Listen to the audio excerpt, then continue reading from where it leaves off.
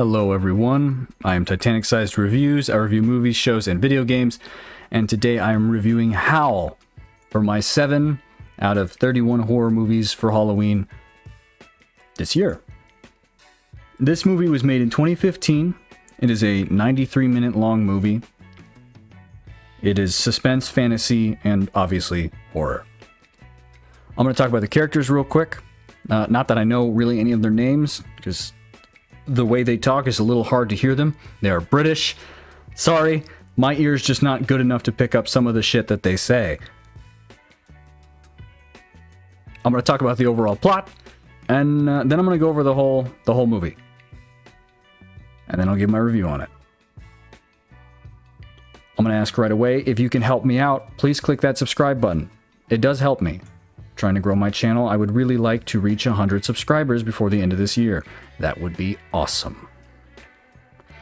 Thank you very much. Now I'm going to get into this. Based off the name, I'm sure that you know this is a werewolf movie.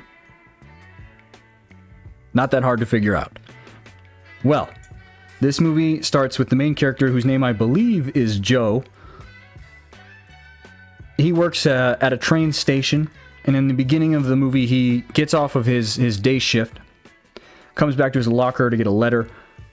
He was hoping to be a supervisor working there at the train station, finds out he didn't get the job, and that this other coworker of his, who's a huge D-bag, does. And that guy wants him to work the night shift. Well, he basically agrees because he sees this girl that he likes, whose name, I don't know. She's the blonde girl. There's 2 blonde girls, but she's the younger blonde girl. Well, he gets on the train, does his job, takes tickets, has a bunch of rude passengers, not all of them, but most, it seems. Tries to be flirty with the stewardess that he likes. Laughably so, but it's probably how I would do it, so I guess I shouldn't talk shit. The train stops all of a sudden shortly afterwards, where he's just sitting in the back of the train by himself. The conductor goes out to see what it is and finds out that there's a deer carcass stuck underneath. And this is where things begin to turn furrier. Let's just go with that. And that's like the basic part of the story. So if you don't want spoilers, now I'm going to get into spoiler territory. So we continue from where the conductor checks underneath the wheels of the train and, well, finds the deer. I don't remember if he actually manages to get the body out from underneath it. Jeez. Sorry. But he gets attacked by a werewolf, like, right off the bat. You don't really see the werewolf too much. You just see its legs. They're, bent, kind of haunched, like a wolf would be. Clearly rather strong, because they pick him up and they just slam him up against the train, and everyone in the train kind of feels the shake, at least in that car. And he is next to people, but they aren't looking out the window because they're too busy complaining about the train stopping, and the fact that they're going to have to wait 4 hours before someone can show up and help them. Well, the main guy, Joe, he basically tells them that he can't find the conductor, and so they're just going to have to put up with it. But they convince him to use his keys to unlock the door to let everyone out. They all decide they're going to go for a walk, which is about a mile or 2, to the nearest train station to, get help, get their money back, because they don't know anything is going on yet. So they begin to walk. No concern for the conductor. They actually forget about a fat dude who's just in a restroom. He's still in the train. They continue to walk, and Joe goes ahead of everyone, and he finds, well, a corpse. The conductor's corpse, to be exact. Torn to shreds. So he goes back, tells everyone they have to get back on the train, and everyone kind of freaks out. They don't really question why. I mean, he's rather adamant about it, but they don't really question it. They all just kind of book it. They leave this old couple behind for a moment. He doesn't want to hop in the train and lock the door once everyone's in until everyone is there. They do hear wolf noises, of course, after he warns them to fucking head back, but still. The old couple gets there last. The old man gets in first, and then his wife, and they close the door on his wife before she's fully in. So her leg is trapped in the door frame and is clearly getting bitten, and then she's getting raised up super high down below, kind of getting shooken about. They manage to get her leg in and close the door. Luckily, her leg is still intact. It just has a nasty bite on it. They begin to question what's out there. First, they think it's a bear. Then they're like, no, it's got to be wolves. But then they're like, no, it can't be wolves. Wolves aren't that strong. There's no way they could lift up a woman that fucking high on a train so far up above the ground. Then they hear a noise at the back of the train, and they decide to go check on it and see what it's about.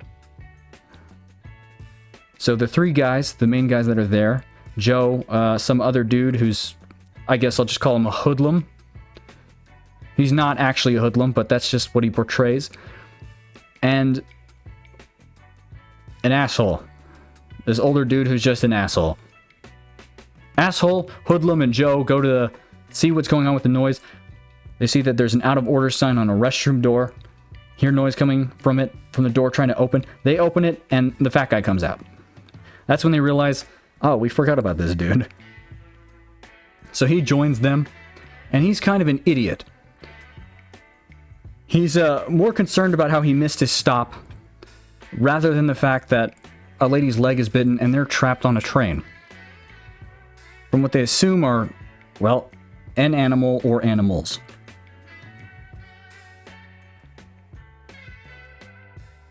So everyone gets quiet for a moment, everyone's just hanging out, trying to think of what to do, and then suddenly this music girl, best way to describe her, gets a phone call. None of their phones are working based off where they are currently located. In the middle of a forest. Hers manages to work, and everyone kind of gathers around her and starts like pressuring her to tell them what's going on and then to give them her phone. No one's thinking that they're being really loud and there's no way she could possibly get the message across. And then all of a sudden, as she's backing up away from this crowd of, well, D-bags at the time, she gets sucked out a window by what is very clearly a werewolf. They're huge hands that are furry as fuck. Pulled right out of the train onto the top of the train. Everyone's in shock for a moment, and then they see blood. Just a lot of blood gushing down another window. Hearing her scream. And they know she is dead. So they all back up into one of the previous train cars. Start freaking out, and then the old man, who's married to the woman who got bit, kicks into gear. Tells everyone to calm the fuck down. And they do. And they start barricading the train windows and the doorways. I don't know where they got a drill, but I mean, they're on a train. Maybe they need that for something, I guess. They manage to just take off parts of the train and barricade the windows and the doors. The old lady barfs shortly afterwards and starts spitting out teeth. It's real gross, it's real creepy. Everyone's like, ew, what the fuck is going on? At this point, they basically know they're dealing with werewolves, or at least some of them think that. I'm not going to say everyone, it's justified here in a moment. As they're talking about the old lady and what they should do with her, they realize that the fat guy is missing. And he went to the restroom again because whatever he ate was not sitting well with him. He gets trapped in that same fucking stall that he was trapped in before. Joe goes to help him. Nobody else does. Asshole wants to block him out and not let him back in. Well, as Joe is trying to help him, the werewolf all of a sudden comes through the fucking roof. I don't know how it managed to get into the roof of a steel train. Whatever. It did. It got into the roof. It jumps down and starts killing the fat guy. There's just tons of blood. So much that it doesn't really make any sense how much blood there is. It's fine. Obviously, Joe begins to freak out. Tells everyone to let him back in. Asshole doesn't want to let him back in. He wants to use this opportunity while he's being eaten to leave the train and book it towards the train station. But he realizes he doesn't have the fucking key, so he has to let Joe back in. So they open the door, they let Joe back in, and they barricade the door. And then, shortly afterwards, really shortly afterwards, the werewolf comes right through the doorway like nothing. I mean, he's fucking jacked. The man is swole as hell. He has an ugly ass face, but he's also just kind of walking right past most of the passengers who were there on the train and going towards Joe specifically. And everyone just kicks into gear and starts beating the shit out of the werewolf. It's pretty funny. They get an axe, they stab it a few times, they smack him in the face. I mean, they beat the crap out of the werewolf. They bullied him to what they assume is death. They talk about it and they're like, okay, clearly this is a werewolf. They have the proof now. So they're definitely concerned that there are more out there. They did hear more howls. They're also worried that the bite might be infectious. And they look at the old lady and they get concerned. And then all of a sudden, the werewolf that they beat to death gets up for a moment, at least halfway, and then they beat it up again and they smash its head in. This time it's actually dead.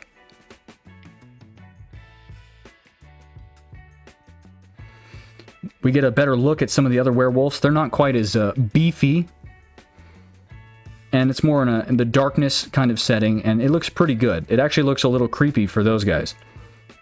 Well, they realize the old lady's changing a bit, and Asshole wants to kill her just right away. Probably the smartest bet, but he's a real dick about it. He gets real aggressive, so they tie him up, and they tie her up a little bit. Not as much as him, obviously. Joe, Hoodlum, another guy whose name is Matthew, I believe, and stewardess girl. They go to the front of the train. Matthew and Hoodlum are going to go try and fix the train because Hoodlum is actually super smart. He was going to school for engineering. So all Joe and stewardess girl have to do is wait for some of the meters to change before trying to start the train again. So they go try to fix the train, and then Matt all of a sudden leaves Hoodlum behind because he hears a noise of someone screaming for help. Because he's an idiot. He knows there are werewolves out there, he knows they have to fix the train, but he goes to find out what's going on. And he sees Music Girl somehow still alive, torn open on a fucking tree, begging for help. Then he tries to run back to the train and gets surrounded by werewolves. Tries to fight them, does not succeed, and is dead. Those other werewolves go towards the train.